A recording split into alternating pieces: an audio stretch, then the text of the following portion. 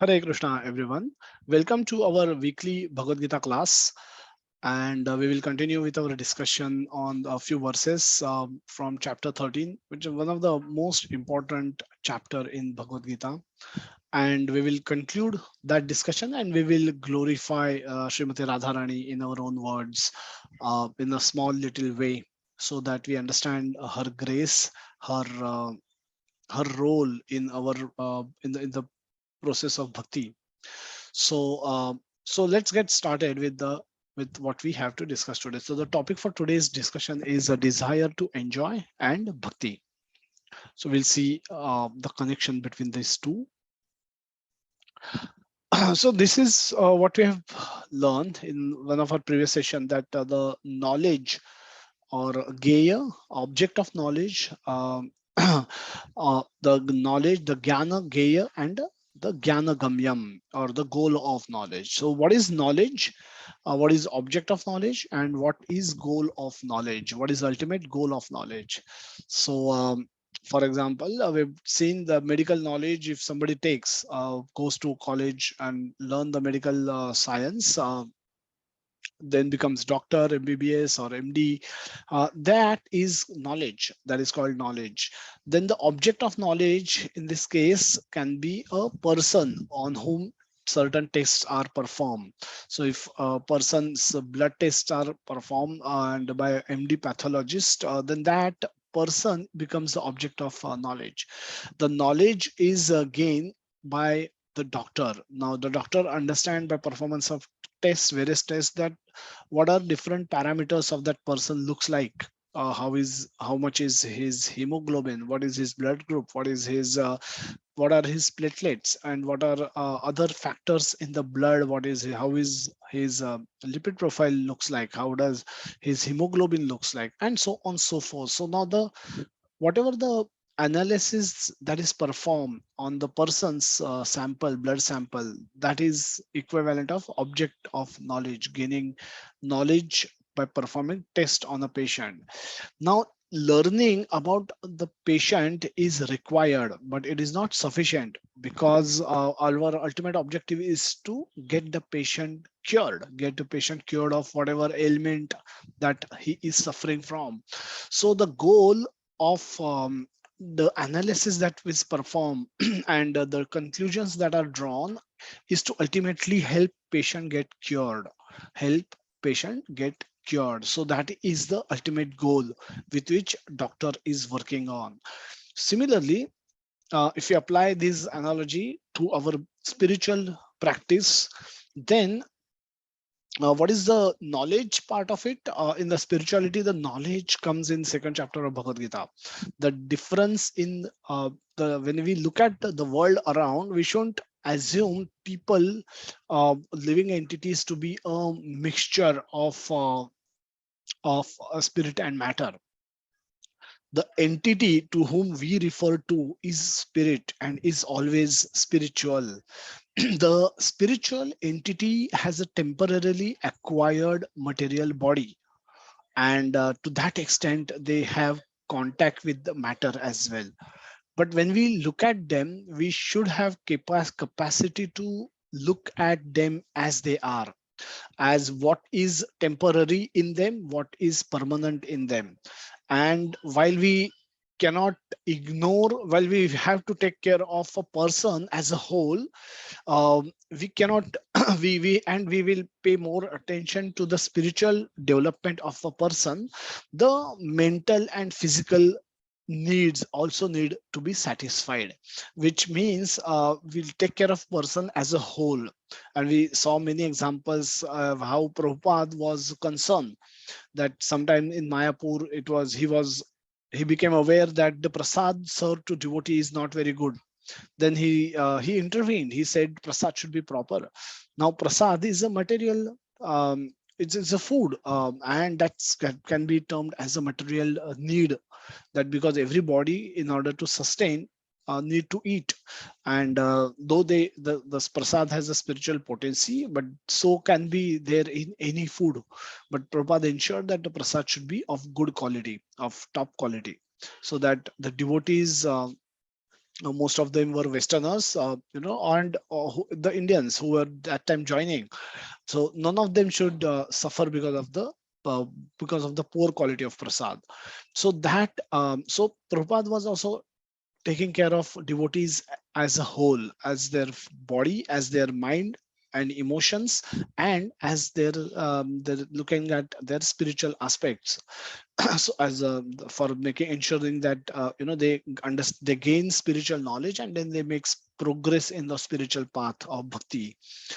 The knowledge of Atma, Paramatma, and the relationship between the them becomes the object of knowledge. That is important, because if one stops by just knowing that they are spiritual, they are spirit souls and they are eternal, they cannot be killed, there is no death, but that knowledge is not so much useful. Not so much useful when we act in the material world. We need to understand how should we act with this knowledge. We cannot stop acting in the world, which means we are forced to act. If we are forced to act, only knowledge that I'm spiritual and the I'm dealing with matter, came in contact with the matter, does not really become helpful. So we should know that there is a Paramatma. Along with the Atma, there is a Paramatma, a super soul, who is God Himself manifesting in our heart and living with us every day, every moment. And there is a relationship. Why is He doing it? Because there is a relationship between us. So to discover that relationship aspect is called object, is the object of knowledge. But having discovered that relationship, you know again, we don't have to stop. We have to take that extra step. The next step is to fall in love with Krishna and understand why Krishna is being so much merciful to us. Why and what should we do in response to reciprocate with Krishna. So that will become our ultimate goal of all the prayojana that we have been doing. So to develop deep love and faith service attitude towards Krishna, that is our ultimate goal of knowledge. And Radharani represents this, the ultimate love and ultimate service attitude for Krishna. She is our Adi Guru, and she teaches us by her own personal example how to love Krishna, how to serve Krishna. And we'll look at some of those aspects also in today's section later. A couple of verses, we'll just go back and we'll revise some of the verses and some of the important top points that were highlighted in these verses. So karya karana kartutve hetu prakrute ruchyate purusha sukha dukkhana bhuktrutve hetu ruchyate. So Krishna is talking, saying, they're saying that the karya karana kartutve, that's the cause and effect. The karya, the effect, and the cause, karana, that is the cause and effect in the material world are seen because the prakriti is the reason for that. Prakriti is the cause for various cause and effect that we see. uh, if you drop this pen, it will fall down. Now everything is governed by prakriti. We don't see any manual intervention or some divine intervention from somewhere who is making this pen fall down. Because it work under the laws of nature. So prakriti, the effect, the cause and effect, because I dropped the pen, it fell down. Now there is a cause and there is an effect that we witness in the world around us. And Krishna is saying the prakriti is the reason for that, because the laws of nature are so uh, properly designed and they work seamlessly, automatically, every day, every moment, without any intervention, visible information, intervention from anyone. They work as if they are complete by themselves. And that's why Krishna is saying that the material, the cause and effect that we witness in the world, nature is the prakriti is the cause of that. And he says the Purusha Sukha Dukhanam Bhukturutve Heturuchate. The living entity is the cause of various suffering and Sukha Dukha. The Sukha Dukha, the reason what is the cause of sukha and dukkha that we experience in the world? Krishna says the Purusha. Purusha is responsible. And why Purusha is responsible? Because Purusha has bhuktrutve, or a mentality to enjoy the suffering and the enjoyment in this world. Because Purusha possess this bhuktrutve, they are forced to experience sukha and dukkha in this world. Uh, Next verse, Krishna again brings out a similar point and takes it further deeper. So Krishna is saying here, Prakrutaha Purushaha Prakrutistho hi Prakrutistho hi Purushaha Prakrutistho hi Bhungte Prakriti Jan Gunan Karana Gunasangosya Sad Asad Yoni Janmasu. So again, taking forward the same point about Purusha, Krishna is saying this Purusha is Prakriti Sthito. He is situated, living entity in the material nature, thus follows the law, the way of life. Bhungte Prakriti Jangunan, enjoying the three modes of nature. Now, this again, Bhungte and Bhuktrutve. In the previous word has bhuktrutve and bhungte has a similar meaning, that there is a mentality to enjoy, there is a desire to enjoy, which Krishna is saying that is the root cause of all problems. So bhuktrutve or bhungte, which we saw in the, which means desire to enjoy.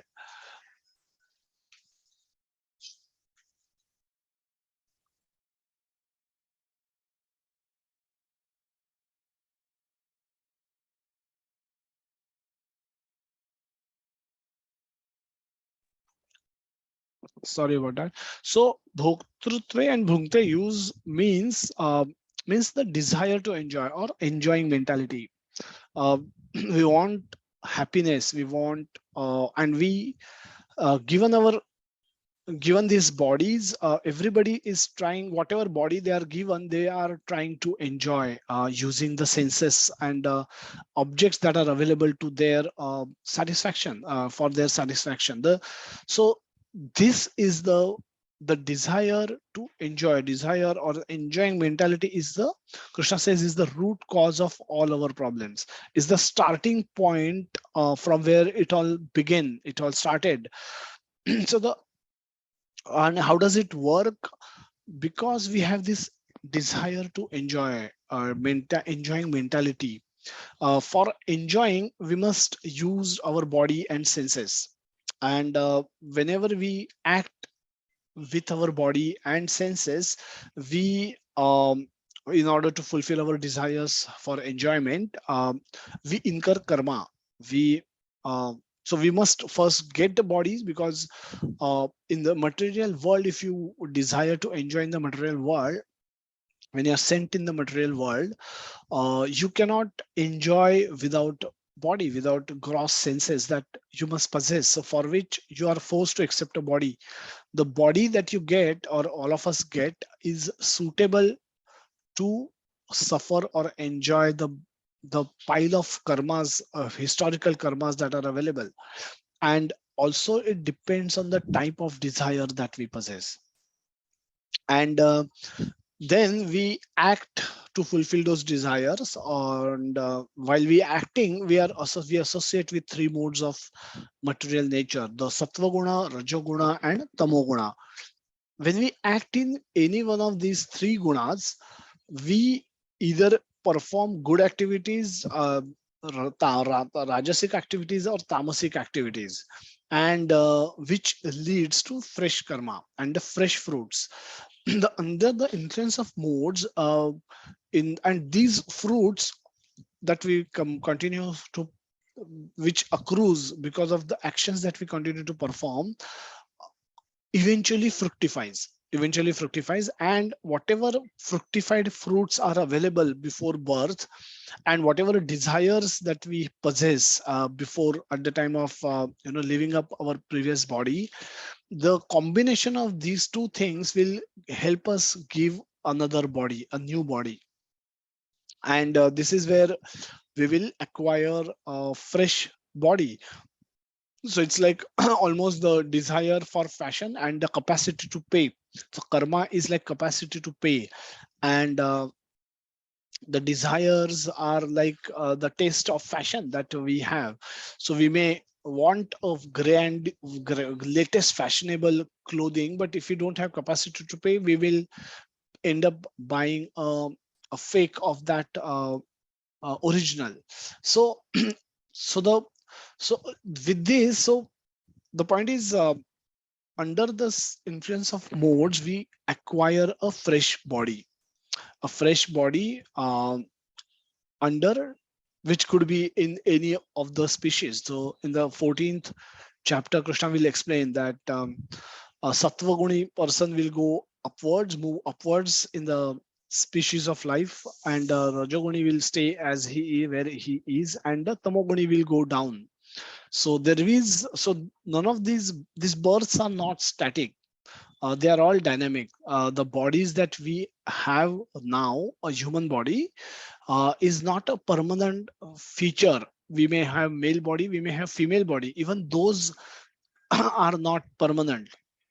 If we develop too much attachment to a female body, next birth we can get female body also, and vice versa. We can, if we incur very degraded karma and degraded consciousness we develop, we may degrade eventually to a lower species within human race, and ultimately to the animal species as well, or below that as well. And from there we will continue to evolve.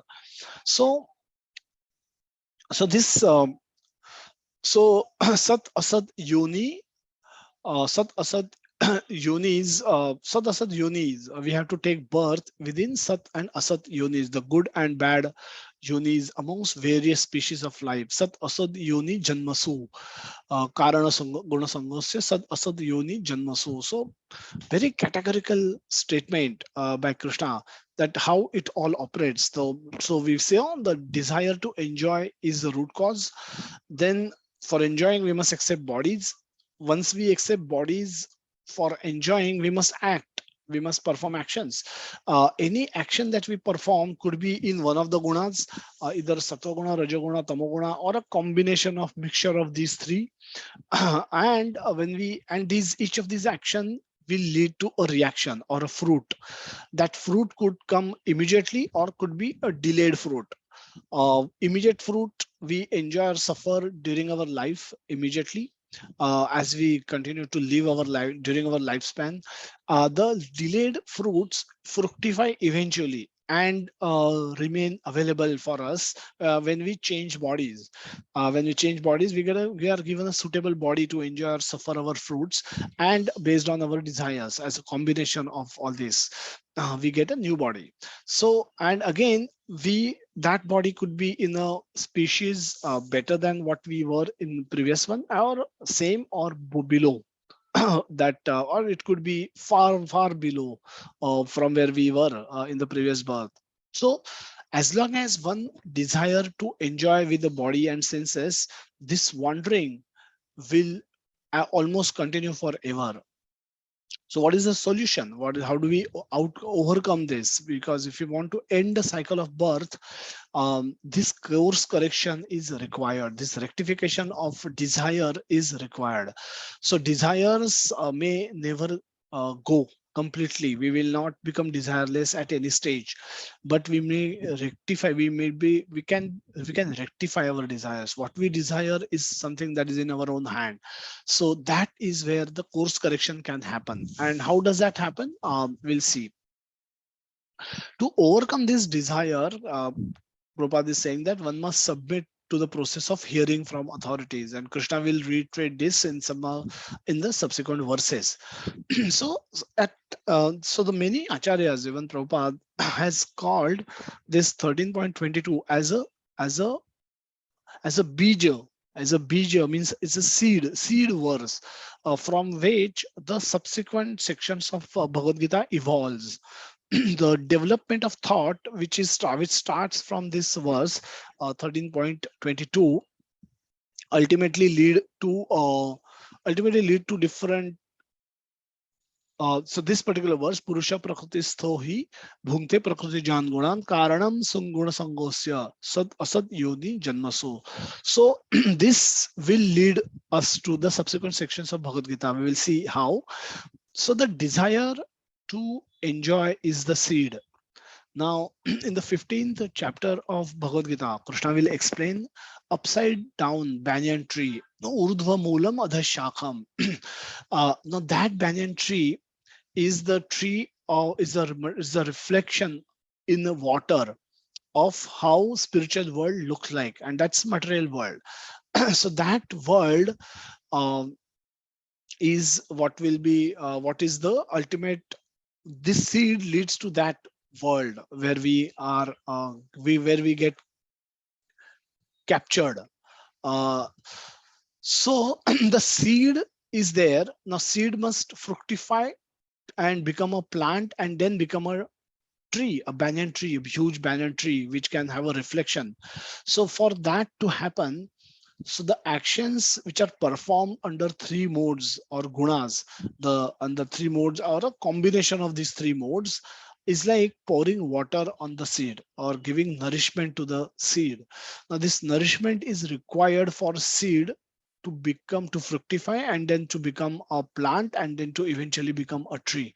So this nourishment comes from the actions which are performed under three modes. The 14th chapter of Bhagavad Gita will explain these three modes in much more detail, and we will study that from starting from next Sunday. Beautiful chapter, beautiful descriptions, lots of information which is relatable to our day-to-day activity. We can relate those actions which are done in those modes with people around us. Could be in office, could be in our friend circle, could be in our family member, could be in our relatives. But we can easily relate. That's why 14th and 15th chapter becomes very relishable chapters. They're very enjoyable chapters. The discussion is very nice, very sweet. Because we this becomes very relatable to people around us and us also, not to forget, we ourselves included. So 15th chapter describes this upside down tree itself, the urdhumulam mada shakham ashwatham prahuram avyayam chandasyasya parnani, and so on and so forth. So this is called the purushottam yoga, and it talks about describes this tree, its leaves and branches, and what are the fruits, and how to asanga shastrena dhrudena chitva. So how to cut down on the attachment. By attachment is to be cut down by detachment, and how to come out of the entanglement caused by this tree. That is explained in the 15th chapter. The 16th chapter of Bhagavad Gita talks about, explains the divine, the upper division and of the tree and the lowest division of the tree. The upper division is divine, people of divine nature, and the lowest part are for the people of demoniac nature. The how people in divine consciousness and demoniac consciousness act, that is explained in the 16th chapter of Bhagavad Gita. 17th chapter explains the trunk part of it, the middle part of the tree. Middle part of the tree consists of those people who are not demoniac fully, but they are also not divine fully. They are kind of work in progress, having orientation towards one of these two. They're neither fully divine, so they probably have a lot of demoniac qualities in themselves, but they are not fully demoniac as well. So they are in between, and these people are explained in the 17th chapter. 18th chapter kind of summarizes this section of knowledge, where Krishna started by explaining what the knowledge is, what the jnana is, geya is, purusha, prakriti, what is the object of knowledge, and so on and so forth. So that section gets concluded in the 18th chapter, which is the last chapter of Bhagavad Gita. So everything starts with this mentality to enjoy or a desire to enjoy. That's why, which is given in this verse 13.22. That is why it is known as the seed verse of Bhagavad Gita, and all the subsequent discussion which follows will be can be related uh, to this particular seed that is sown by the by Krishna in this particular verse. Another beautiful verse, we discussed this briefly in our last session. Upadrashta Anumanta Cha Bharta Bhokta Maheshwara Paramatmeti Chapyukto Dehensmin Purusha Paraha. Upadrashta is overseer, and Anumanta is permitter. We say Krishna willing, that Krishna willing, we will meet next Sunday. Krishna willing, we will be able to visit temple in the evening. Krishna willing, we will have a nice peaceful week for ahead of us. Krishna willing, we will be able to go to office tomorrow. So and so forth. So we general devotees use this term Krishna willing. Why? Because Krishna is permitter. He is Anumanta. Anumanta is the one who allows, permit. Now, overseer and Anumanta, permitter. Now, Krishna, these are the roles which are played by somebody who is not the spirit soul. So we know, we understand that we are also spiritual and we are also situated in the region of heart.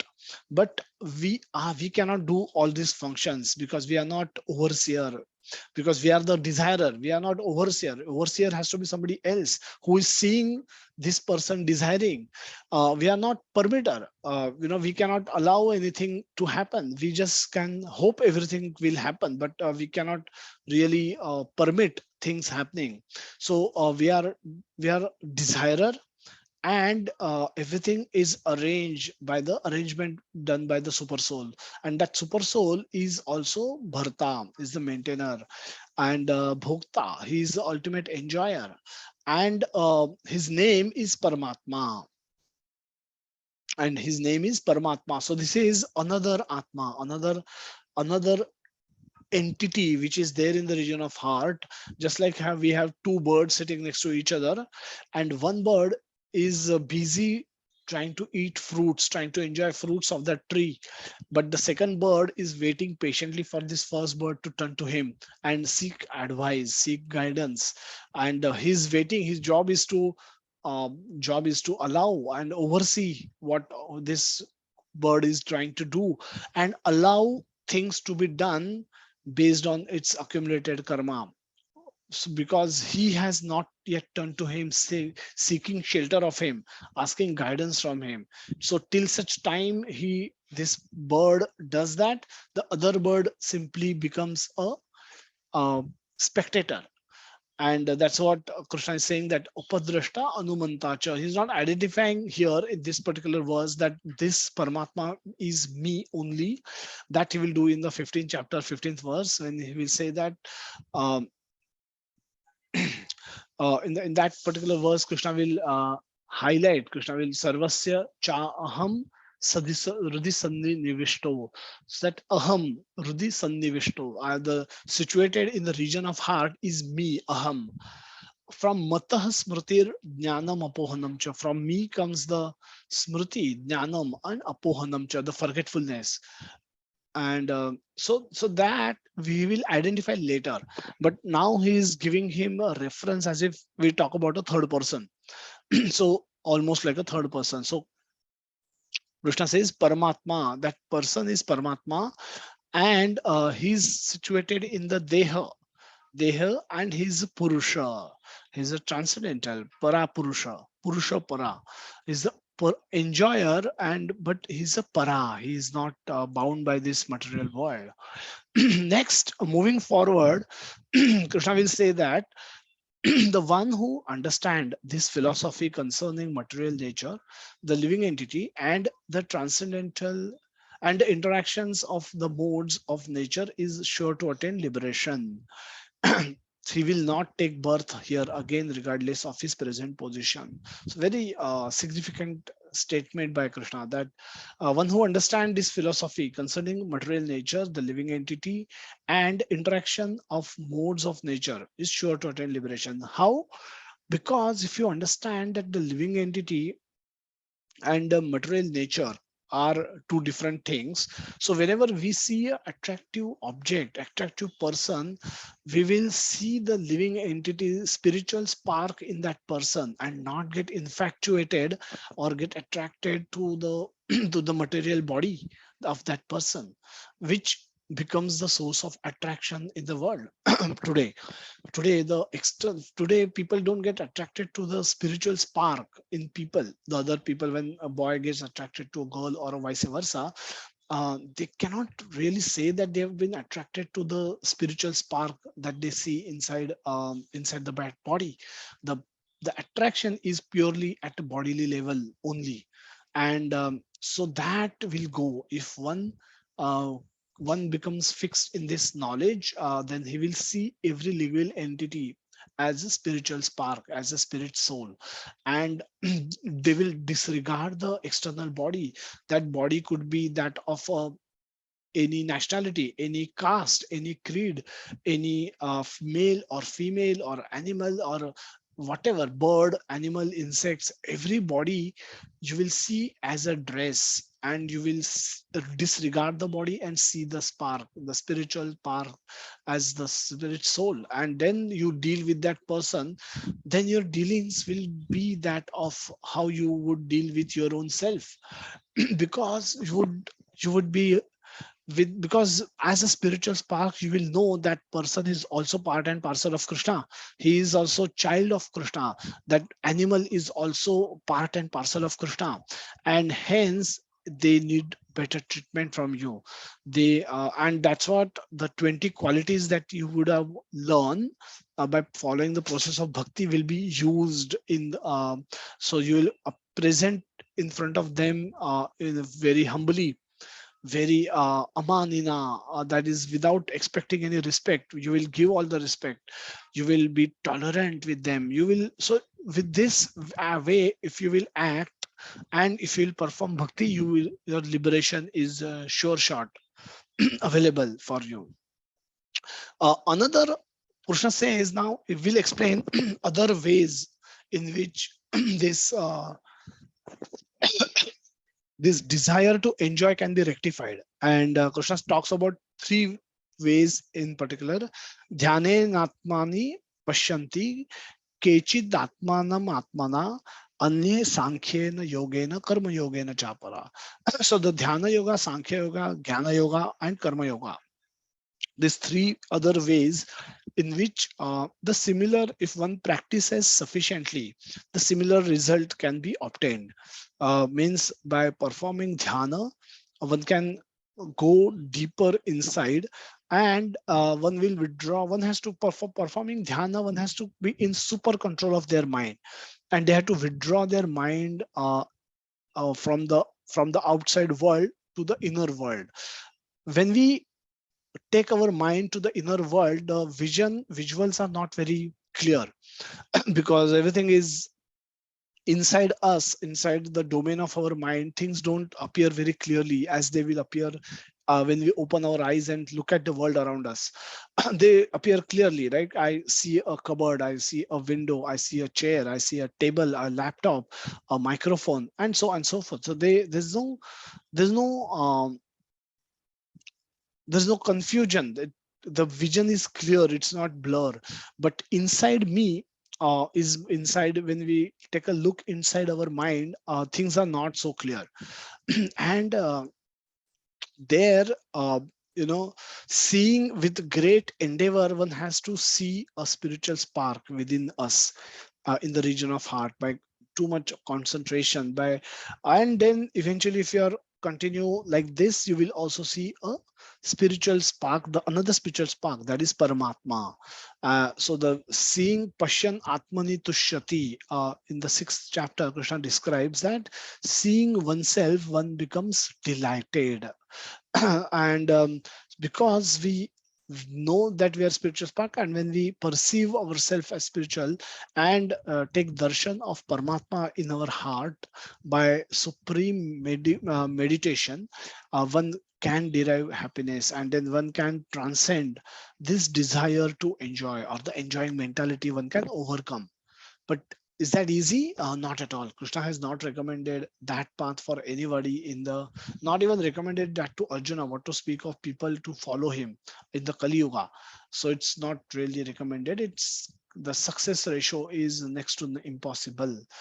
So the other part, other types of yogi or the practitioners that could be there are Sankhya yogi, or Sankhya yogi can be used interchangeably as a Jnana yogi by analysis of matter into its 24 elements, and then really we can come to know that none of those, so that analysis does not lead to a result which is very captivating, which is very attractive. Because when we analyze matter, what we get as are the elements which in themselves are not very attractive. Like a water in a beautiful lake looks very attractive and can, there's a blue reflection that's there, and so the blue jewel, as if it's a blue jewel kept in a green landscape.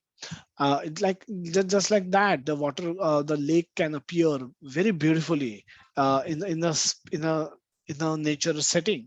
But if you analyze that water per se, we can take that water in a glass, transparent glass, and keep it in front of us, and then try and test it into the laboratory. Now that water in a glass or water in a test tube really does not um, loses its attractiveness. It is not captivating. It is not very attractive.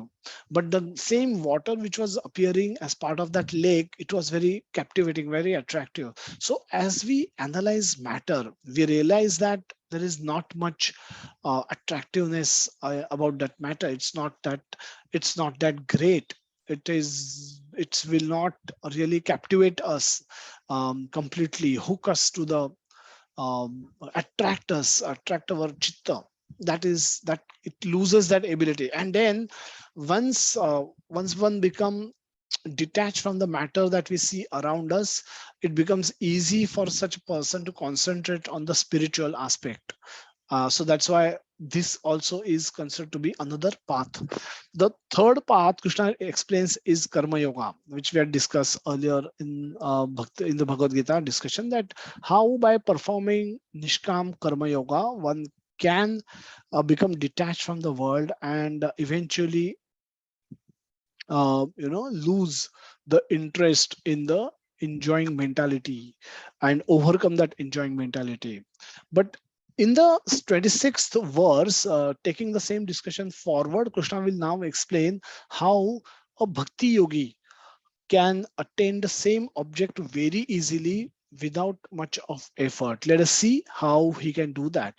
In the 26th verse, Krishna talks about अन्ये त्वेव त्वेव अन्ये अन्यत्वे एवम् अजानन्तः श्रुत्वा अन्येभ्य उपासते.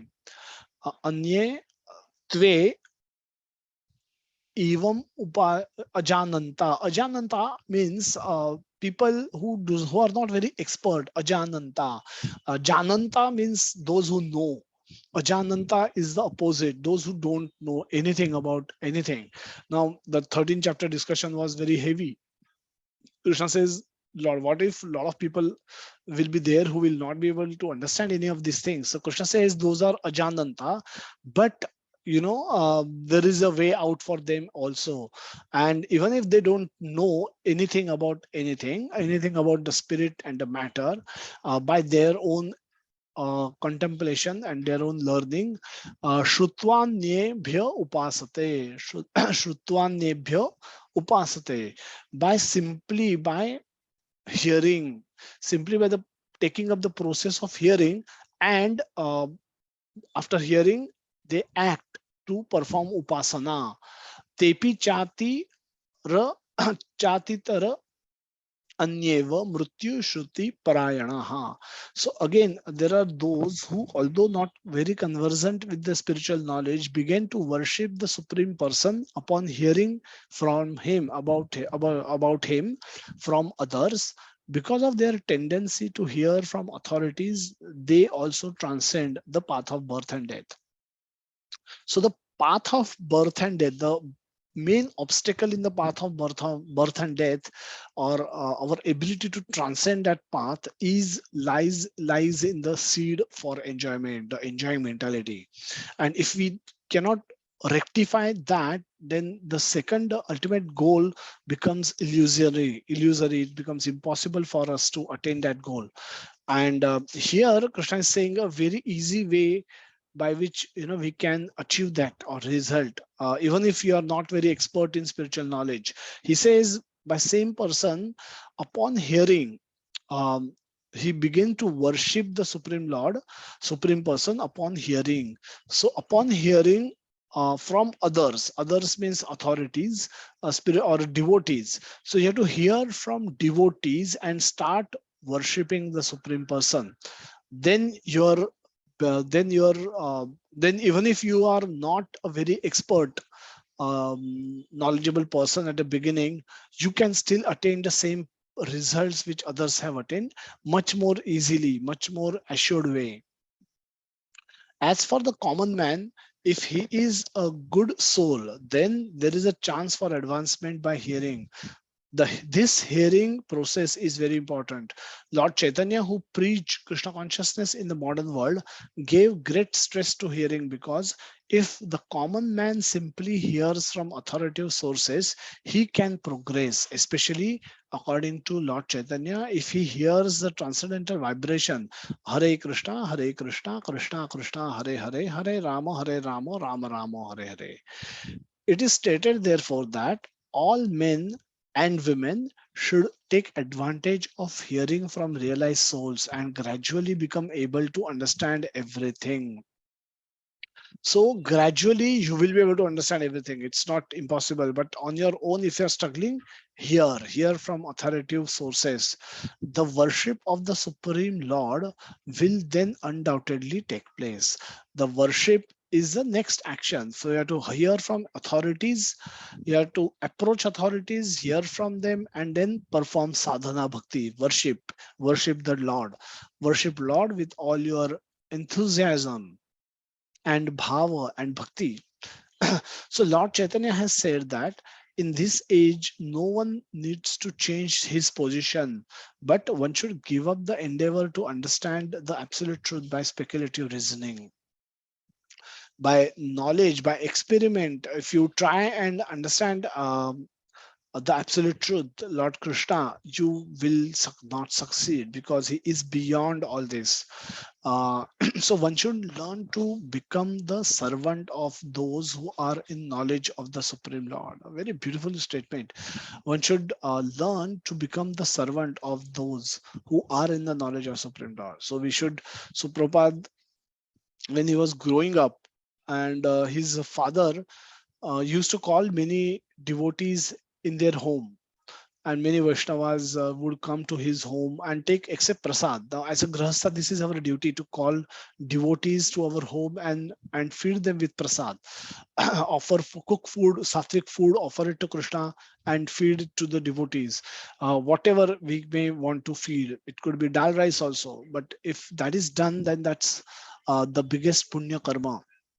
That's why Annadan is considered to be the most important activity. The food distribution is one of the prasad distribution is the most important activity in ISKCON, performed everywhere. So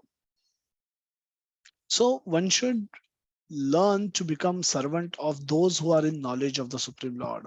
So this is where, it can, our story in the Krishna consciousness can start.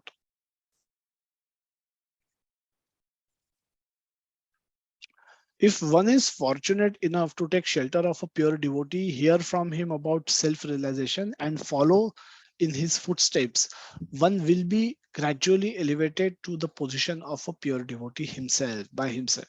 So that's a way of becoming. How to become pure devotee? Associate with pure devotees, serve pure devotees, hear from them, and eventually follow all the instructions that they give, and eventually become pure devotee by yourself also. In this verse, particularly the process of hearing is strongly recommended, and this is very appropriate. Although the common man is often not as capable as so-called philosophers, faithful hearing from an authoritative person will help one transcend this material existence and go back to Godhead, back to home. Beautiful way Prabhupada has summarized everything. And so this is where, this is kind of concludes the whole chapter of 13th chapter, where which kind there are certain other verses up to 35, from 27 to 35, that section we will look at. But the chapter overall practically concludes with this particular last verse, or the 26th verse that we saw.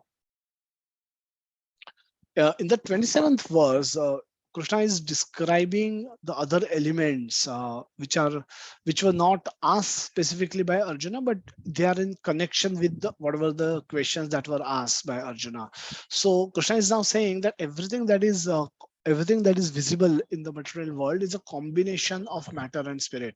Is possible to get manifested only because of the combination of matter and space. So if there is a painting, painting has a canvas, has colors which comes from the material nature, material world, but it also requires a painter who has spiritual spark within him to make the painting possible. So whatever we see, the law of gravity that we see in the world also has a creator, the law maker, the beautiful scenic, the world, the colors, if they are thrown on the paper, white paper, they may not really look attractive, but the visuals that we see in the material world are beautiful, are attractive. The cloud arrangements are attractive. The cloud mountain and the green cloud and green mountain, and the river and the lake combination is very attractive. All the sunsets and sunrises are very beautiful, very scenic. All the snow clap mountain tips looks very beautiful, very attractive. In the region of hilly region, the sky is often seen as sparkling blue, very beautiful bluish sky, that reflection of which is seen in the lakes, and the lakes also appears to be blue, and also and so forth. So the world around us is not a splash of colors thrown around in random way. They all seems to have been arranged in a particular way so that a beautiful image can come out of it, be it structure of a flower, be it structure of a leaf, be it structure of a tree, all human body structure, and so on and so forth. So everything is so meticulously planned and meticulously executed, actioned also, and we discover um, those things, and then we wonder, wow, what a beautiful way in which it is made. And who made it is the question that we miss asking, but we should as a devotees know that it's been made by the will of the Lord, by the arrangements of the Supreme Lord, who is the maker, who is the creator, who is the lawmaker of this material world. So whatever we see, has none of those things have come up by chance, and Krishna confirmed that in the 27th verse. So in the 28th verse, Krishna now saying that one who see the super soul accompanying the individual soul in all bodies, and one who understand that neither the soul nor the super soul within destructible body is ever destroyed, actually see sa pashyati, ya pashyati sa pashyati.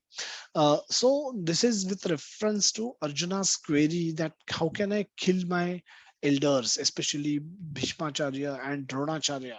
So Krishna is now again bringing him back to the battlefield and saying that that person is the proper seer who sees soul dwelling inside each body, and they can ignore the body, but they just need to see the soul. And anybody who has this vision of looking at living entities has a proper vision, in my opinion. So that's what Krishna is saying. And then 29th verse, he reiterate this point, but one who sees the super soul equally present everywhere in every living entity does not degrade himself by his mind. Thus he approaches the transcendental destination. How this happens? Because if you see super soul, you will will deal with that person at the level of soul, not at the level of body. When we deal with people at the level of body, we think some bodies are born in a inferior grade, a scheduled caste, or they are kshudras. Some bodies have white skin, so they are born outside India, could be in European countries or could be in American country. So this distinction, and within Indian also, some are Brahmanas, some are in Brahmana body, some are in Vaishya body, some are in Kshatriya body, and some others are in Kshudra body. And so this distinction that we make in people at a bodily level, that will go away if we learn to see every living entity as a spiritual spark, every chicken as a spiritual spark, every goat as a spiritual spark, every tiger as a spiritual spark.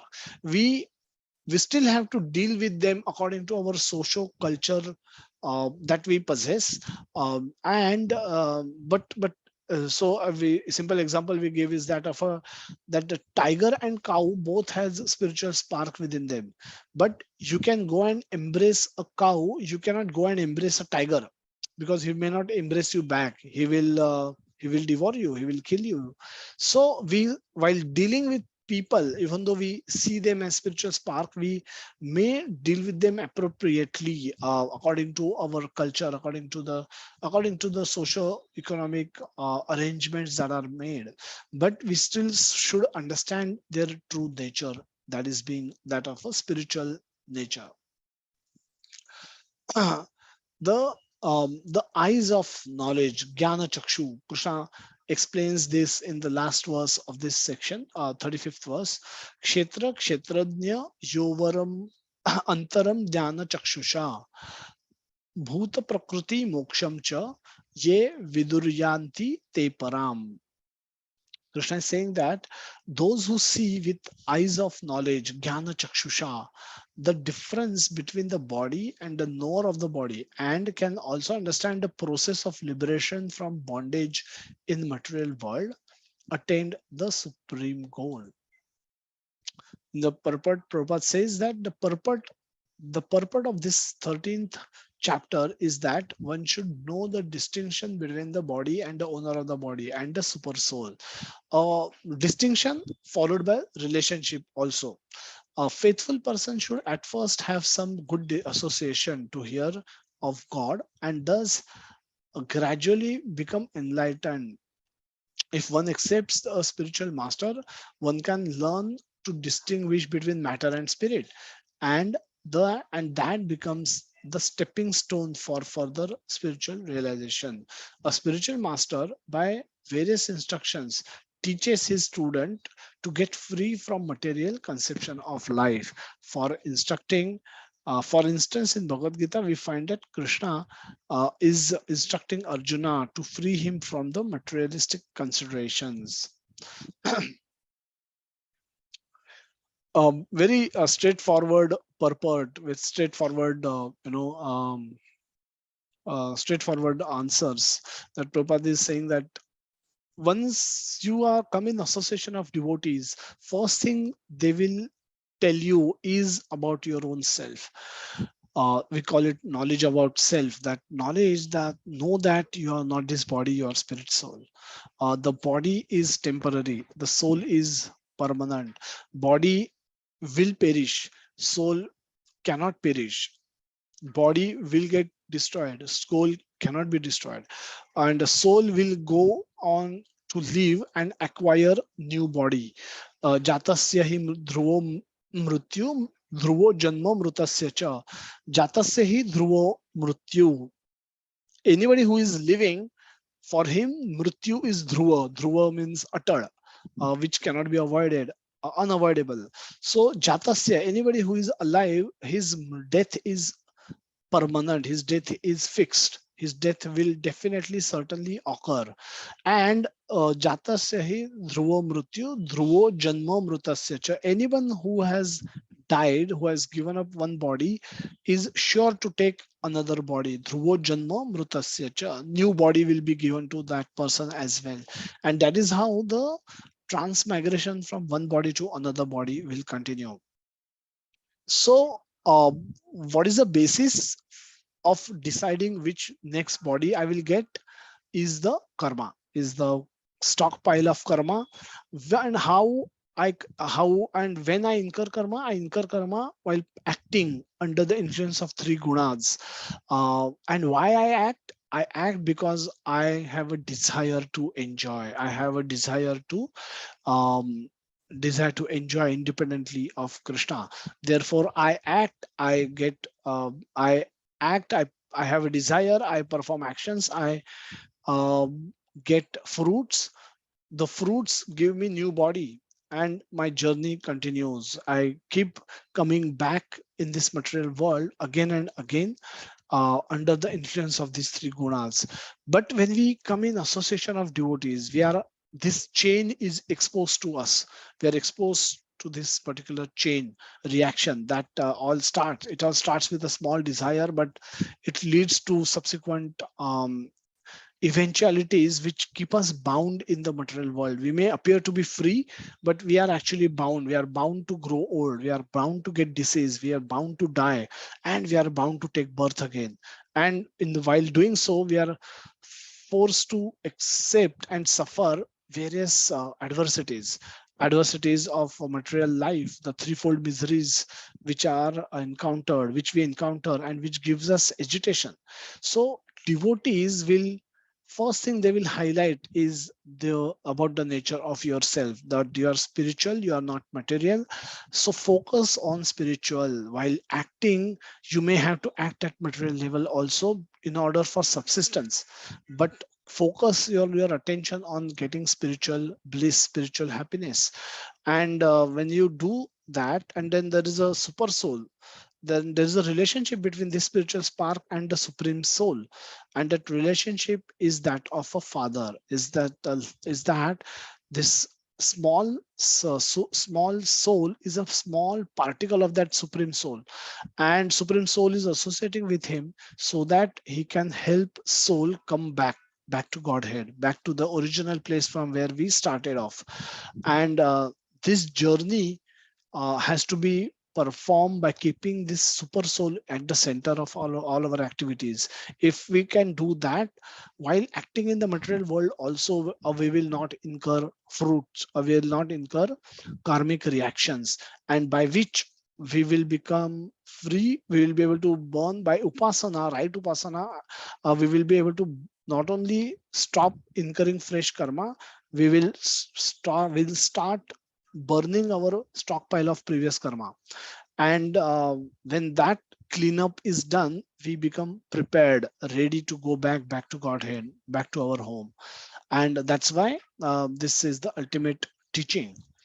And devotee who is practicing in this way can give us this teaching, and can help us start walking on the path back to godhead.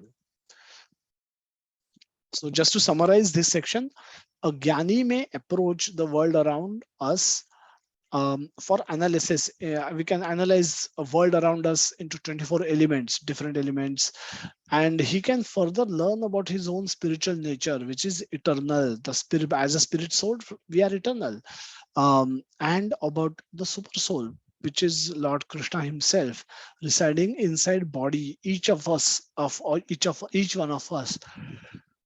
And the soul and super soul reside next to each other. The desire to enjoy force us to take birth and enjoy and suffer the with three gunas, birth after birth, in a cyclical manner, as if there is no escape route available. However, one can overcome gunas and rectify desire to enjoy by developing desire to love and serve Krishna. Serve his senses, not serving our senses. When we serve his senses, we perform activities for serving his senses, for giving pleasure to his senses. We are performing akarma, and that akarma does not yield any fruits.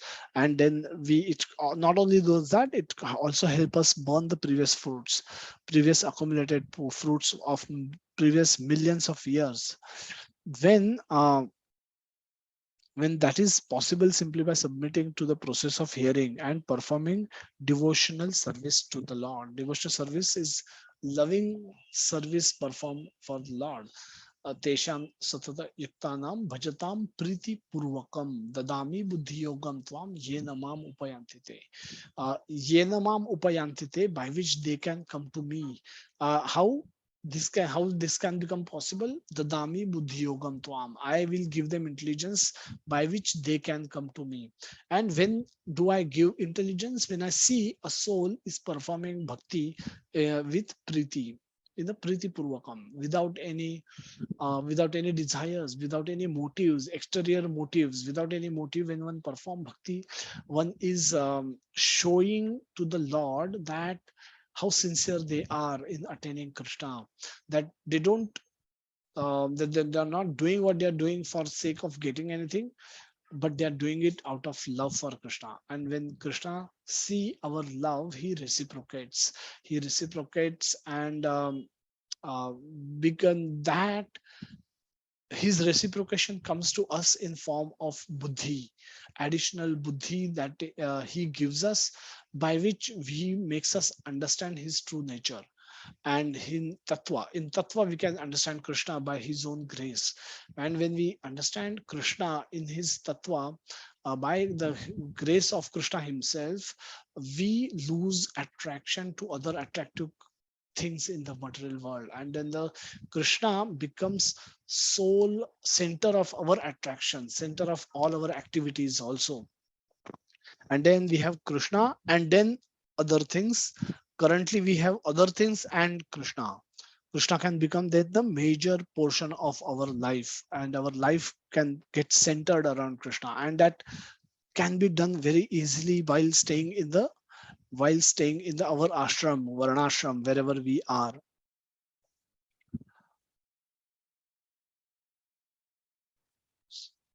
We will take a brief. We concluded with this session. We will begin with the next session. We'll try and recover. We'll try and glorify Radharani. So before that, I'll just see if there are any questions anybody has, or should we shift to the other section?